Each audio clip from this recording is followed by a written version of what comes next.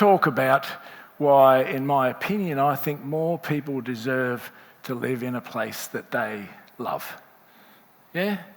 Because I don't think enough people do, which is not very good. I understand that the way economics and finance works in the Western world, that some people get to live in better houses or units or flats than other people.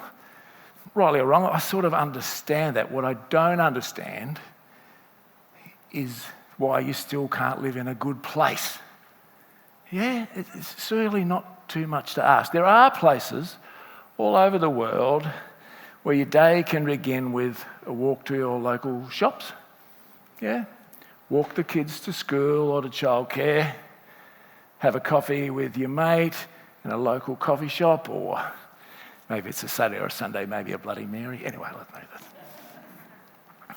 Yeah, catch rapid, frequent, high-quality public transport to the city core. Yeah, what would be wrong with that? Yeah, and these places that look a little bit like this one. Oh, look at that. That's what you feel like saying when you see that. And from a government and community perspective, these places are cheaper to operate and to run.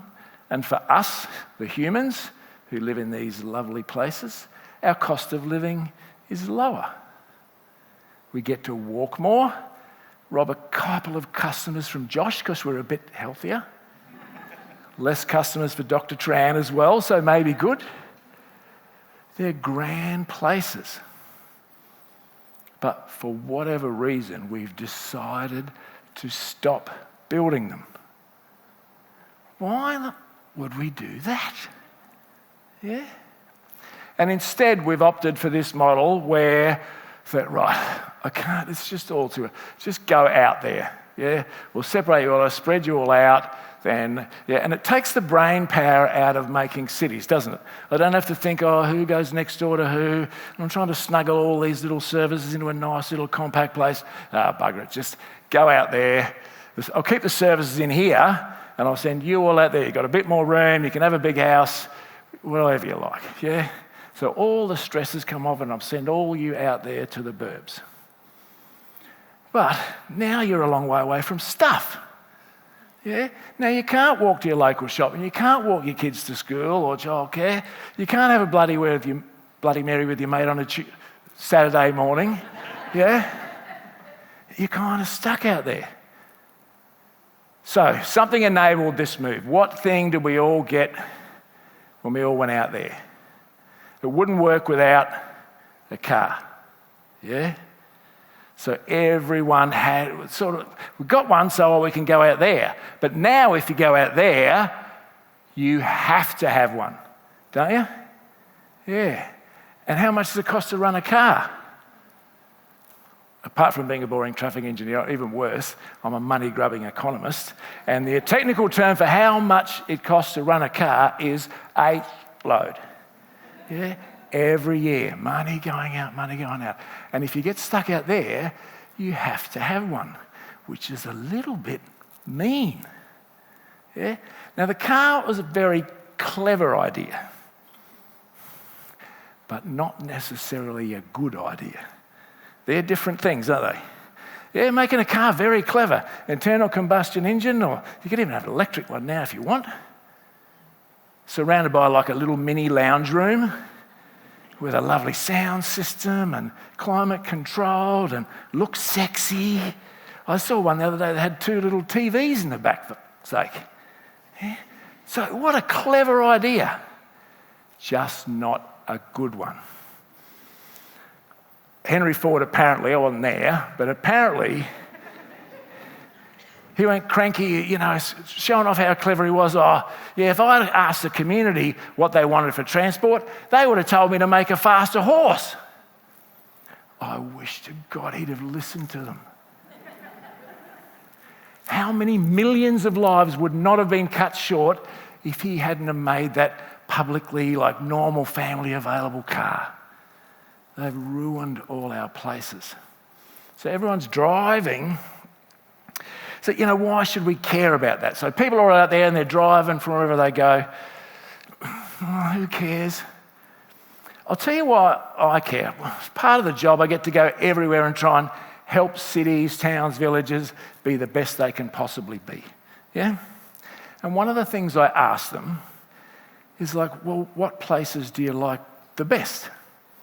Now you'd think, because we're all smart, the new places would be better than the old places. Yeah? Who had a 386 computer? I bet the computer you got now is better than that one. New, better than old. Yeah? I had an XA Falcon. I don't have a car now, but I bet if I bought a car now, it would be better than my old XA Falcon. New, better than old. So now we've got traffic engineers. Not all of them as smart as me, but we've got traffic engineers. We've got landscape architects, social scientists, economists, all these great people to make the new places that we make the best ever. Yeah? But when I ask people, where are your best places? Nobody ever picks a new place. Yeah? They always pick old, walkable. Yeah, the places we built before we had a car, no one picks the new ones. God knows why. They're delicious. Except they're not. So, we've got ourselves into this bad habit of sending people out there, yeah, where they're not connected anymore. They've got to use their car for every single thing. We made sprawl, and it was kind of cruel, yeah. Because in the brochure that you go to buy a house in one of these new suburbs in somewhat nowhere, it doesn't say, look, I promise if you buy this house out here, I'm afraid because you have to get in your car to do every single thing, you're going to be on Dr. Tran's table faster than anyone else. It's not in the brochure. But, unfortunately, and this is the bit that I don't like, the people who are making them do know that. They know that if you live out there and get in your car to do every single thing, you're going to miss out on nice things. Nice things are not going to happen to you. It's not good.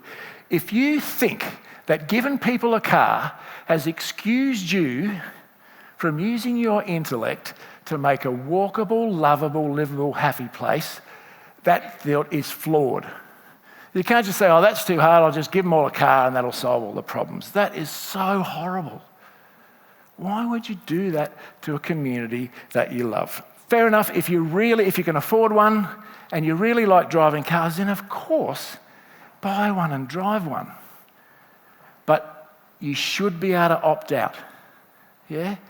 It's dangerous and it's expensive. Driving is just like smoking cigarettes. If you do it often enough and for long enough, eventually it will harm you in some way. Josh might save you a little bit, but it's not good for you. And not only that, as soon as everyone started driving, of course all our public transport networks started to collapse.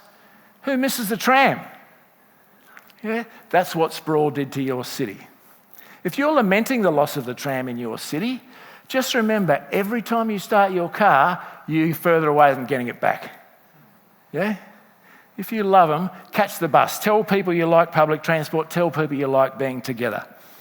Now, the way we deliver houses in this country and most of the Western world are reasonably efficient. The private sector builds it and the government sort of monitors what you build. But somehow the system's like fallen on its head. And so the things we need the least, traffic generating sprawl, that causes heart disease, loneliness, diabetes, all those delicious things, that is the easiest product to get to market. The thing we need the most, delicious, lovable, walkable, livable villages, they're quite difficult to get approved and get off the ground. How do we make a system that works like that. The thing we love, the thing that everyone says, oh no, that's my favourite place, Steve, I like that, like that. That thing is the hardest to build. Something's not quite right, is it? Don't panic. I'll fix it for you. So there's a few things you can do. First of all, because there are so many alternatives to this horrible sprawly thing, a bit of a bias coming out in that statement, isn't there? For the sprawl that we do, and it does provide housing to the market, so it's not all bad. It's just horrible. We're away from each other and away from stuff. Because there are so many alternatives to it, why don't we just stop? Now, as a proud Australian, I hate showing this photo. Does everyone know where it is? Someone must know where it is. Auckland. I hate saying that the New Zealanders are getting better at this than us. I hate it. Although the other day someone had to say, what's the best capital city in Australia? And I had to say Adelaide, which is even more embarrassing. So, some cities are doing some good stuff. So, if this is so bad, let's stop the rot. Stop building these places that nobody likes, where they get bullied into using a car, and use that land for what it's supposed to be used for. Indigenous forests, carbon absorption, growing food, making stuff, anything but what we're using it for at the moment, which is more and more sprawl. The second thing, which is some cities are doing reasonably well, is what I call pouring sand between the rocks. Yeah, the inner parts of our cities aren't full. They can absorb thousands and thousands of people still. And the brownfield renewal places, Pyrmont in Sydney, the wool stores in Brisbane, the Wynyard Quarter in Auckland, beautiful examples of urban renewal in inner places where people can afford to live and still get to stuff without starting a car. As a community, it costs us 8 times more to move someone in a car than in a bus. So if you're in a city where lots of people are using it, you've got the economic jump on all those sprawl-based cities. So there's value in doing this. Now, the next thing I want you to do is the tricky one. We have to go back and fix the places that we broke. It's only fair. We sent people out there on false pretenses, and we have to go and rescue them. We cannot let them get lonely and sad and sick out there. We have to fix them. And to do that is going to take a little bit of stuff. Be compassionate, be brave, and this might be on short supply, but you have to be clever. Yeah. You have to think of new ways of fixing this. We have to create urban villages again, places where you can do things, where you can meet with a friend, where you can go to your local shop and A, afford to go there, and B, be known. Go to your local butcher. Oh, Steve, I heard your mate Alexander's coming round. I kept some of those cheap and nasty sausages out the back for you for when he comes over. Be known. Like, what a wonderful, rich experience. Not so much for Alexander, who's got to eat my crappy sausages, but what a rich experience that is. And those people out there, through no fault of their own, are missing out on all that. It should not be exclusive to people who have an expensive house. Houses are expensive, pay more for them, fair enough. But places, we all deserve a good one. Now, it won't be all beer and Skittles, will it? Even though we could make everyone happy like this, there are people who won't be happy. There is a cohort, and they get in my ear nearly every day of my life. They're quite loud, they're quite well connected, but luckily there's not that many of them. But they think that cars are more important than people, and detached houses are more important than communities. And they're frightened. So we have to deal with that community together. to help those people not be frightened of good things, not be frightened of taking a grand adventure. Yeah? We're going to do some amazing things. Yeah, like we like being together. So when we were separated, a few years ago, none of us were allowed to be together, local became so important, didn't it? Like being stuck in one of those places with no services within 5 kilometres of your front door was terrible. Yeah? But that didn't happen by accident. It was a deliberate thing. Despite what your local tabloid is going to tell you, we like each other. Yeah? We go to concerts, we go to festivals, playgrounds, soccer games, bars, so I've heard. Yeah. We like being together. We like being in communities. We prosper together. We can share infrastructure. We can let the magic of the urban village work its economic goodness on us all, and we can all prosper. You should be allowed to choose to live in a place where you can get up in the morning, walk your children to school, walk down to your local shops, give some local money to a local shop, create some local jobs, meet people you know. It can be affordable for your government and your community to run. It can lower your cost of living. It will make you smile. You will live longer. You should be able to choose to live in a place that you love. Now, these places will not make themselves.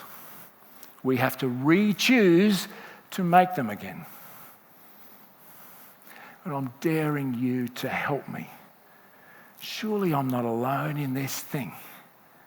Surely you want your kids to grow up in a better place.